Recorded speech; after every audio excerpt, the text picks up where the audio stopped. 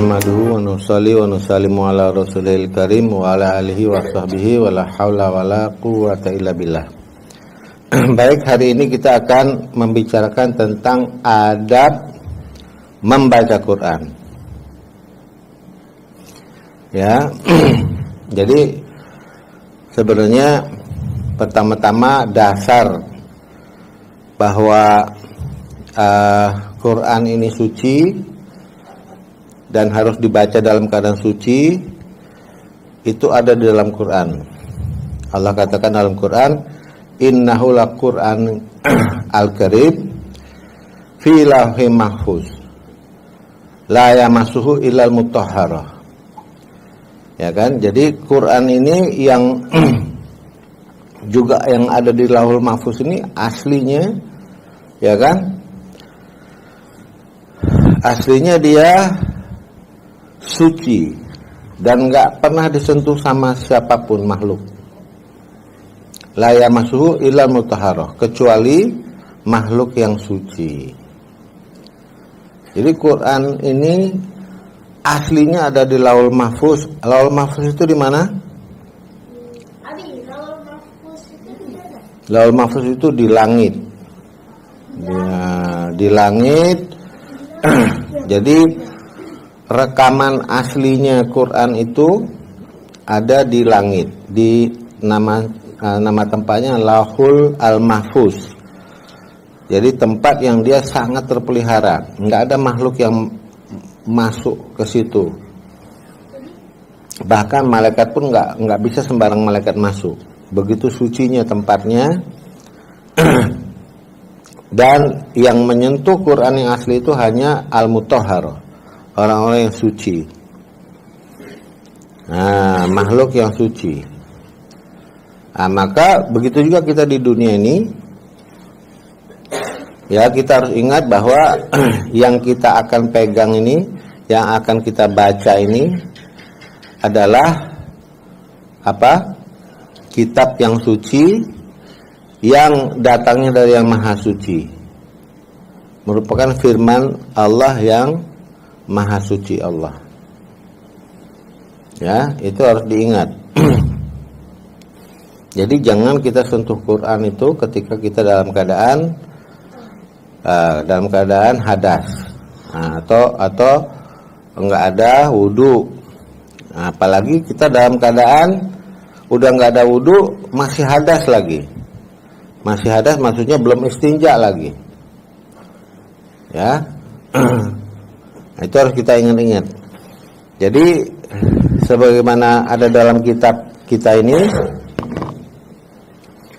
bahwa pertama-tama membaca Quran itu, ya, dia ada pertamanya yaitu menghilangkan najis pada badan kita, pada pakaian kita, pada tempat di mana kita membacanya, dan sudah ada wudu. Ya, itu adab yang pertama. Kita akan menyentuh, akan membaca. Jelas? Ya kan? Jadi pertama-tama badan kita harus bersih, suci, pakaian kita, tempat kita, dan kita pun sudah ada wudu. Nah, ingat kemarin Abi katakan, maka wudu ini perlu sempurna. Kalau wudunya nggak sempurna, baca Quran pun batal. Ya. Nah, setelah itu yang kedua adalah membaca ta'awuz dan bismillah. Nah, tadi ada pertanyaan, ta'awuz itu apa? Ta'awuz adalah membaca a'udzubillahi minasyaitonir rajim.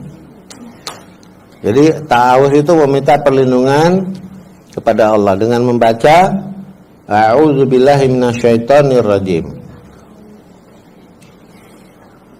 yang artinya aku berlindung kepada Allah dari godaan syaitan yang terkutuk. Ya. Dan setelah itu, sebelum membacanya kita juga membaca Bismillahirrahmanirrahim. Nah, ya. Jelas ya? Setelah itu ada berikutnya kita menghadap kiblat. Ya. Dan melihat hanya ke Quran dan tidak melihat ke kiri, ke kanan, sambil ngobrol, sambil main-main. Ya. Jadi kita diwajibkan ketika membaca Quran tuh khusyuk, fokus. Ya. Jangan kita sambil main-main baca Quran. Lihat sana, lihat sini, tengok sana, tengok sini, ya kan? Sehingga akhirnya kita nggak bisa menyerap apa yang menjadi fadilatnya Al-Quran itu sendiri. Ya, jadi membaca Quran ini dia merupakan amalan kita seumur hidup.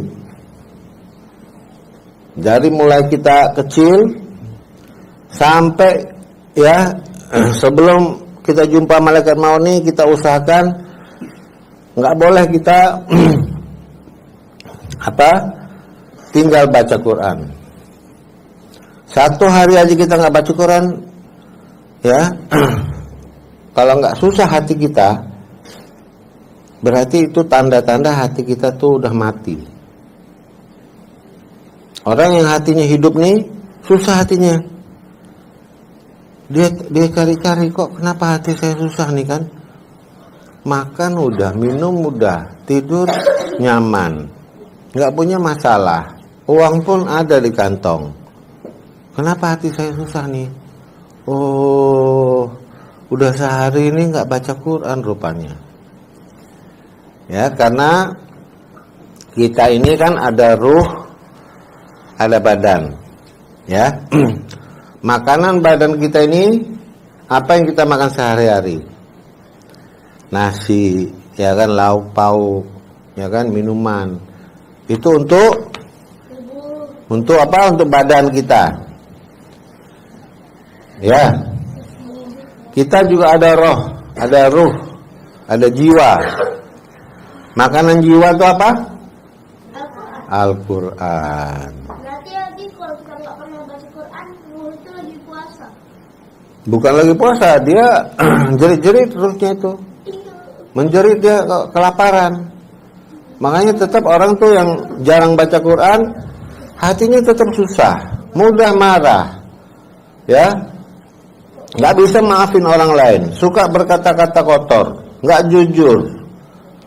Tumbuh penyakit-penyakit hati, ya, tumbuh penyakit batin. Karena hatinya mati dia. Tapi hati yang hidup, yang sehat, hari-hari dia baca Quran. Sehari aja dia nggak baca Quran, susah dia. Kenapa saya susah nih hati saya nih? Sedih aja seharian. Oh, saya nggak baca Quran. Udah 1 hari nih saya nggak baca Quran nih. Jiwa saya nggak makan, nggak dikasih makan. Maka dia menjerit-jerit. Jelas ya? Jadi Quran ini adalah makanan jiwa kita, makanan hati kita. Berarti jiwa perlu makan. Iya. Ya, kita dua-dua perlu makan. Badan kita perlu makan minum. Badan kita kalau nggak makan minum, apa yang terjadi? Lemas kita. Ya kan? Hati kita begitu juga. Kalau dia nggak dikasih makan, lemas dia. Nanti udah lemas, nggak dikasih makan lagi, pingsan dia. Pingsan, nggak dikasih makan lagi, akhirnya mati dia. Nah, akhirnya apa? Nggak terasa apa-apa. Dia nggak, walaupun udah sehari, 2 hari, 3 hari, 4 hari, 5 hari nggak baca Quran, nggak terasa dia. Nggak terasa susah hatinya. Nah, dia tapi nggak tahu kalau dia telah dihinggapi penyakit yang lain. Makanya terus nanti tumbuh penyakit, dia nggak jujur, dia suka berkata-kata kotor, suka menghina orang, meremehkan orang, sering membenci orang, nggak bisa jadi pemaaf, nggak suka tolong menolong. hatinya udah busuk. Habis mati, apa yang terjadi? Busuk hatinya. Nah, orang-orang seperti ini nih, nantinya apa yang terjadi? Apa yang terjadi nanti di akhirat? Dia harus dibakar dulu di neraka untuk dibersihin jiwanya itu, hatinya itu hanya bisa bersih kalau dibakar di neraka. Nah, orang-orang ahli surga itu ketika di dunia dia udah bersihin hatinya dia. Hari-hari hatinya itu dibersihin, disucikan dengan bacaan-bacaan Quran, dengan sholatnya, dengan perbuatan amal-amal soleh, sehingga nggak tumbuh penyakit-penyakit, nggak tumbuh iri, nggak tumbuh dengki, ya, nggak tumbuh sifat-sifat buruk, sehingga nanti begitu dia meninggal nggak perlu dibersihin di neraka, tapi sudah langsung masuk surga. Berarti kalau hati kita udah rusak kan nanti dibersihin di neraka, dibakar. Nanti setelah dibakar ya ke surga gitu. Mau masuk surga dengan cara masuk neraka dulu. Ya kan, di sana kalau masuk neraka itu berjuta-juta tahun dibersihinnya. Satu hari aja nggak sanggup, gimana berjuta-juta tahun? Satu hari jangankan di neraka, satu hari di penjara di dunia aja. Sanggup? Mau di penjara? Nggak sanggup kita, satu hari pun penjara dunia nggak sanggup. Gimana? Berani akhirat. Gimana penjara akhirat? Jelas ya? Jadi Quran ini dia makanan rohani kita, makanan jiwa kita, makanan hati kita yang akhirnya menjadi wajib. Ya, disitulah kita bisa bahagia. Tanda-tandanya orang yang hatinya sehat apa? Walaupun dia nggak punya uang, hari itu dia nggak dapat nggak dapat berbagai keperluan dia, tapi hatinya nggak susah, dia senang aja. Orang yang hatinya sakit itu kalau nggak ada uang di kantong, murung dia seharian, murung gitu. Seharian dia murung, seharian dia sedih. Ya kan? Ditanya kenapa sedih? Soalnya nggak ada uang. Tapi kalau orang beriman nggak begitu dia. Dia murung seharian gitu, dia sedih seharian. Ditanya kenapa kamu sedih? Saya udah 2 hari ini nggak baca Quran nih, saya ini susah hati saya. Saya udah 2 hari ini sholat nggak khusyuk, sedih saya nih, murung. Sahabat-sahabat Nabi itu kalau dia ketinggalan 1 kali sholat nggak bareng Nabi, nggak berjamaah, nggak sholat di masjid, dia sekali aja 40 hari dia murung, dia berduka.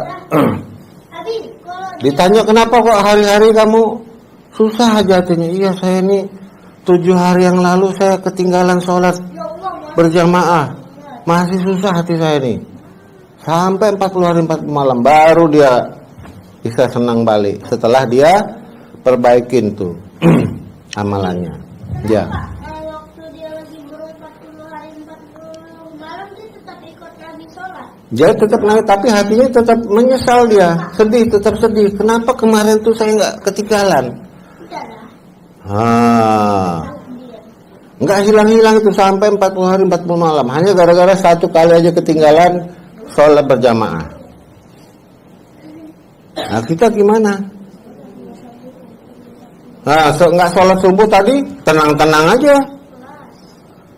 nggak susah hati kita, berarti hati kita sedang sakit. Jadi cara ngobatinnya gimana? Kita perbanyak baca Quran, sehingga nanti hatinya kembali segar, penyelesaian sehat dia. Sehingga kita nggak susah. Ada uang, nggak ada uang, mau miskin, mau kaya, mau ya kan, apapun yang menimpa kita, tetap kita tersenyum. Alhamdulillah ya Allah. Apanya? Iyalah. Ya kan?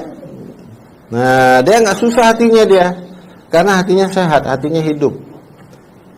Dia susah hanya kalau dia sholatnya nggak khusyuk. Susah hati dia kalau dia udah sekian lama nggak baca Quran. Berarti kalau dia ketiban kursi dia bilang alhamdulillah. Iya. Heran ya, heran. Kenapa heran? Nah, orang-orang beriman dia selalu bersyukur dia. Dia tahu nggak ada musibah apapun menimpa kecuali Allah bebaskan dari dosa. Allah ampunin dosa. Jadi ketika dia dapat musibah pun alhamdulillah.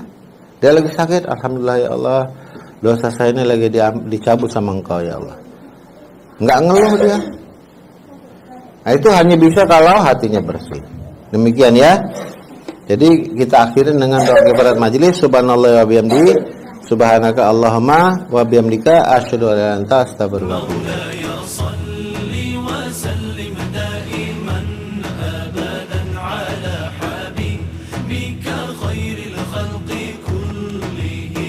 محمد سيد الكونين